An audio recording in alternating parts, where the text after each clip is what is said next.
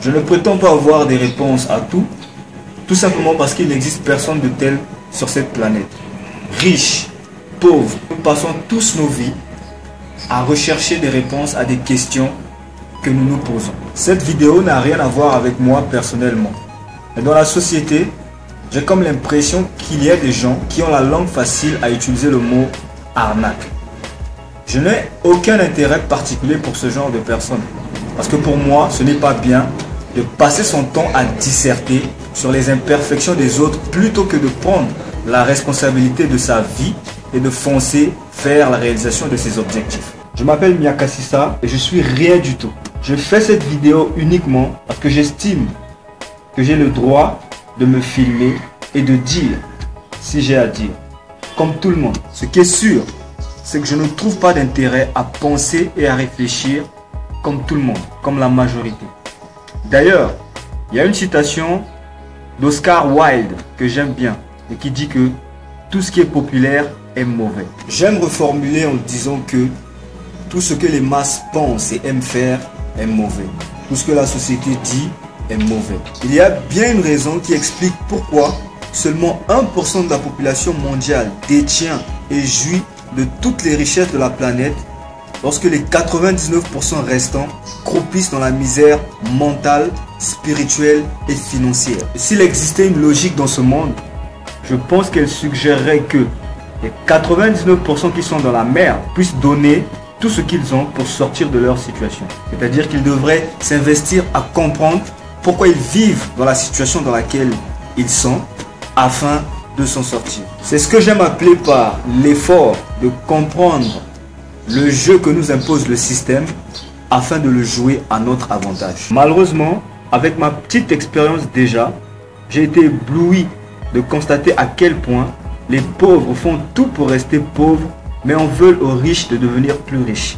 C'est-à-dire que 99% des pauvres vont passer leur temps à dénigrer les riches et à dire que l'argent, c'est la source de tous les maux. Vraiment, c'est sûrement un de ces pasteurs cupides qui t'a mis ça dans le crâne. Parce que ce qui est sûr, on ne construit pas une église avec des prières. Pour construire une église, il faut l'argent des gens. Je n'ai jamais vu quelqu'un aller déposer des prières dans un compte bancaire. Le but de cette vidéo est de montrer à tous ceux qui voient l'arnaque partout que leur vie même est basée sur l'arnaque en fait. Je veux te démontrer que tu souffres déjà d'un énorme gâchis et que le temps qui te reste, il faudra que tu t'en serves pour en tirer un maximum de profit. Tu n'y arriveras sûrement pas en passant ton temps à pointer du doigt ceux qui osent pendant que toi tu ne fous rien. Après tout, la plupart des gens qui réussissent, ce sont des gens qui ont pris la responsabilité de leur vie. Au point où, peu importe le pétrin dans lequel ils se trouvent, pour eux, les premiers responsables, c'est toujours eux-mêmes. Pour bien comprendre cela, je t'invite à lire le livre Extreme Ownership, écrit par deux navis américains, deux ex-navis américains, Jocko Willink et je pense Leif Babin.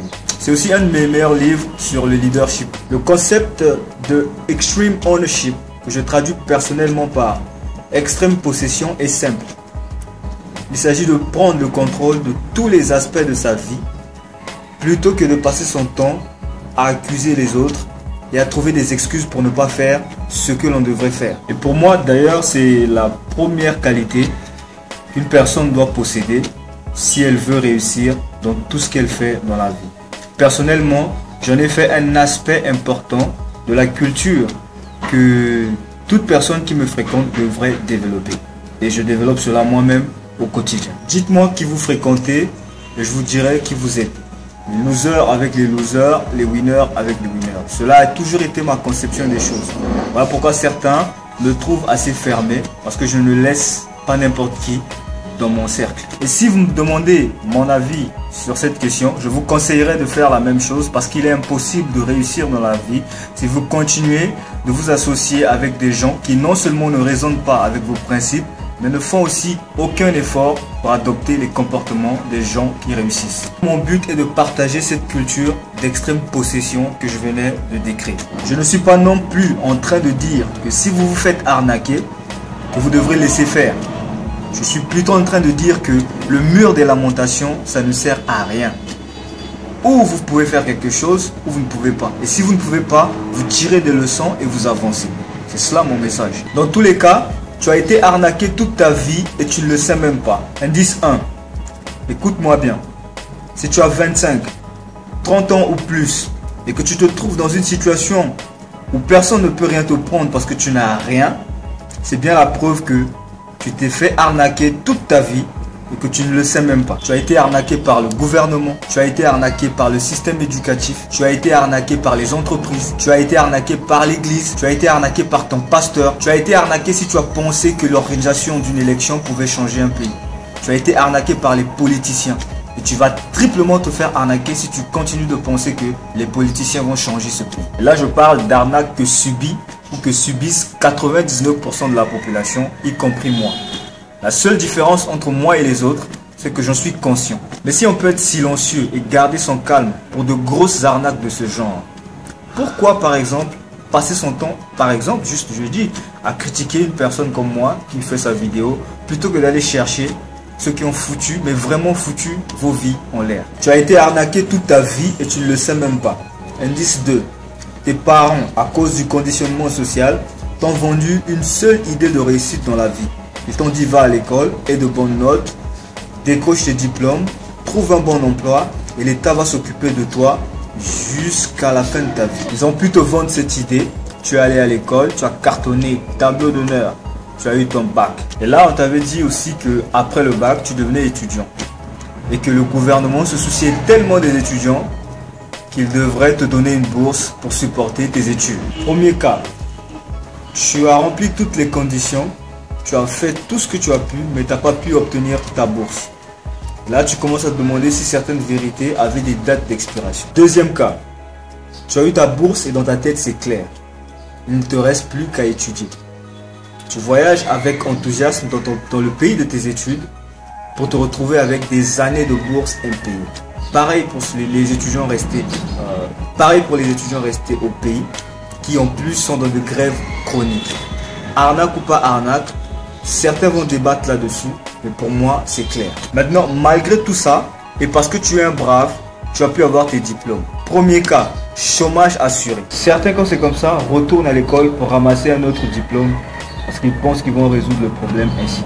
Et moi, je ne les en veux pas parce que ce sont les idées que la société a plantées dans la tête des gens. On a expliqué aux gens pendant longtemps que pour être quelqu'un, il fallait avoir des diplômes. Donc les gens essayent d'exécuter cela sans même réfléchir.